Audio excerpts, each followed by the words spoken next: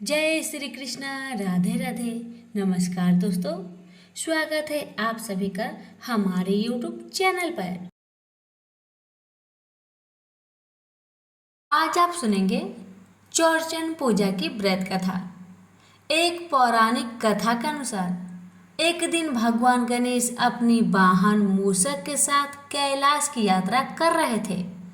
अचानक उन्हें चंद्रदेव के हंसने की आवाज आई। भगवान गणेश को उनके हंसने का कारण समझ में नहीं आया, इसलिए उन्होंने चंद्रदेव से इसका कारण पूछा। तो चंद्रदेव ने कहा कि भगवान गणेश का विचित्र रूप देखकर उन्हें हंसी आ रही है। साथ ही उन्होंने अपने रूप की प्रशंसा करना शुरू कर दिया। मजाक की इस प्रवृत्ति को देखकर गणेश जी को काफी गुस्सा आया।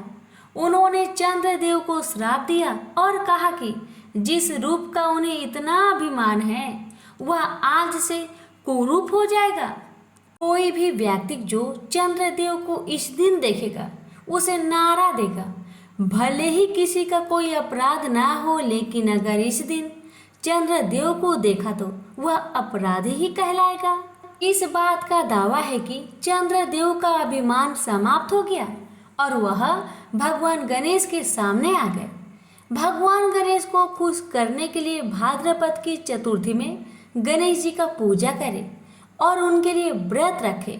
भगवान गणेश ने चंद्रदेव को माफ कर दिया और कहा कि वह अपनी श्राप को वापस नहीं ले सकते, लेकिन वह अपना प्रभाव कम कर सकते हैं। उन्होंने कहा कि अगर किसी व्यक्ति ने चंद्रदेव पर आरोप लगाया है तो उसे गणेश चतुर्थी के शाम को चंद्रमा की पूजा भी करनी है। इस तरह से वह कलंक से बच जाएगा। इस तरह करने से व्यक्ति के जीवन पर कलंक निष्कलंक हो जाएगा। उसी समय से गणेश चतुर्थी के दिन चौरचन भी मनाया जाता है। चौरचन पूजा की दूसरी कहानी।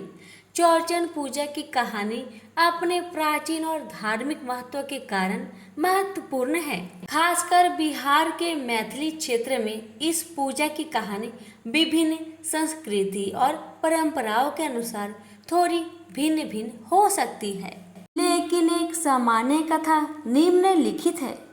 कई साल पहले मिथिला के एक गांव में एक गरीब और ईमानदार महिला रहती थी। उसका नाम चौरचन था।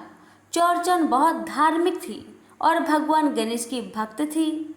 वह हमेशा भगवान गणेश की पूजा करती थी और उनके पास कुछ भी नहीं था, लेकिन वह अपनी पूजा ईमानदारी से करती थी।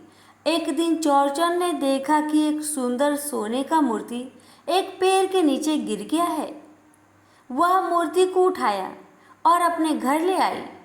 वह सोचती थी कि यह सोने का मूर्ति बड़ा धन हो सकता है और उसके जीवन को सुखमय बना सकता है। अगली रात चौरचन ने ख्वाब में भगवान गणेश से मिलने का सपना देखा। भगवान गणेश ने उससे कहा कि वह मूर्ति को वापस पेड़ के नीचे ले जाए, जिससे उसकी भक्ति को प्रमाणित किया जाएगा। चौरचन ने सपने को सुना और भगवान की आज्ञा का पालन किया। वह मूर्ति को पेड़ के नीचे वापस रख दिया। इसके परिणाम स्वरूप चौरचन को भगवान गणेश की कृपा मिली और उसका जीवन सुखमय और समृद्धि वाला बन गया। इस कथा से प्रेरक लेते हुए चौरचन पूजा का महत्व उसी भक्ति और ईमानदारी में है जो चौरचन ने दिखाई थी। प्रेम से बोलिए गणेश जी की जय।